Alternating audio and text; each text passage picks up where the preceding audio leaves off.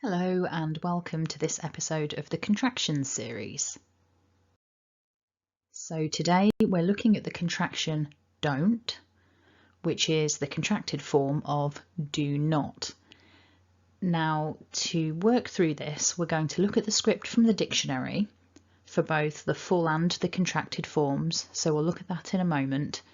We're also going to have some slides of example sentences where we focus on making that contraction within a sentence, but what we're also going to do is look at any other interesting connected speech features that are just naturally occurring within the examples. So let's get started by looking at the script from the dictionary.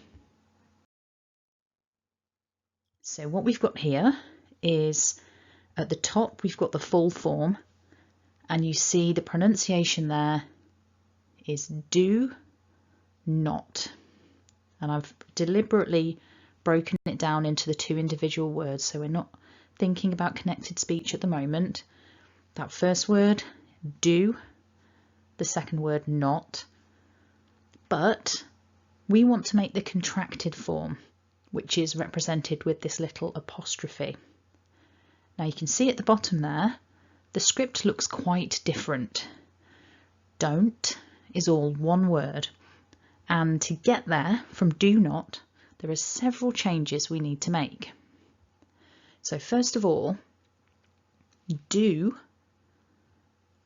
changes into an O, double vowel. So do becomes do. And that double vowel kind of flows a little bit.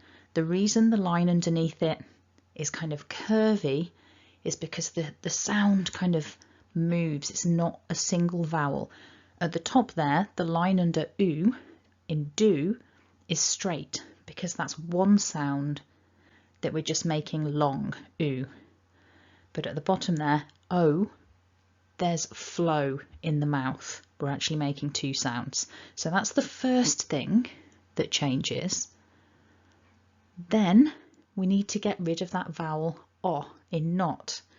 As you can see at the bottom, we've got a consonant cluster, nt, at the end, the n and the t together, nt.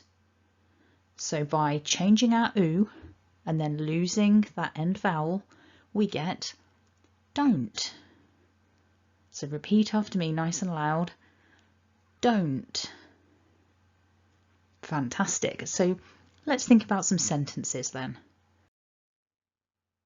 So first of all then, repeat after me, don't do that. Or maybe even more emphatically, don't do that. So thinking about that contraction again, remember it's that O, don't do that. Sentence 2 then, remember focus on that contraction, I don't know. Again, repeat after me, I don't know. Good. So just as a note, this playlist is going to become quite large. There are lots of contractions in English. So don't forget to subscribe, and when you do, hit the bell icon so that you can stay up to date as the new videos are released. So a couple more example sentences then with don't. Remember, we're focusing always on this contraction. I don't want it. Repeat after me. I don't want it.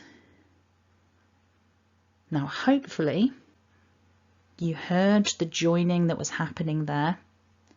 Because the word want ends in a consonant and the next word begins with a vowel sound, it sort of jumps across a little bit, so we're connecting it up. I don't want it. Good, good. And our final example then, remember, we're focusing on that contraction. Don't you mind? Repeat after me.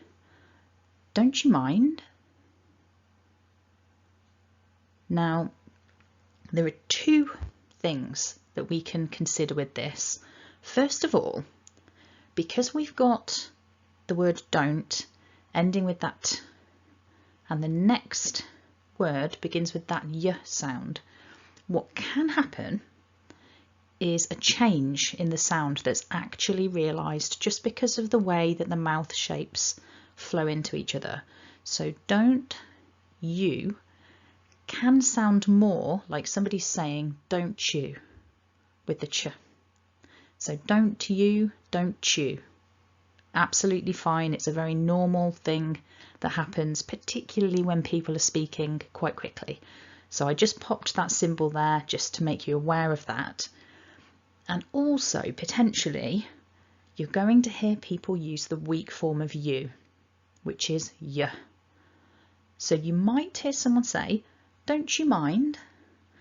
You might hear people say, don't you mind? Means the same thing. It's just two different ways of realising the sentence. So you can choose what you want to go with. Remember, our focus here, though, is on the contraction, don't. So those two other elements are just there to make you aware of it. Don't you mind? So I hope you found that useful. If you did, go ahead and click like. Leave me a comment below if you've got any questions about using this contraction, and also if you've got any example sentences you want to test out, or any questions that you've got generally about pronunciation. Thanks for watching, and have a lovely day.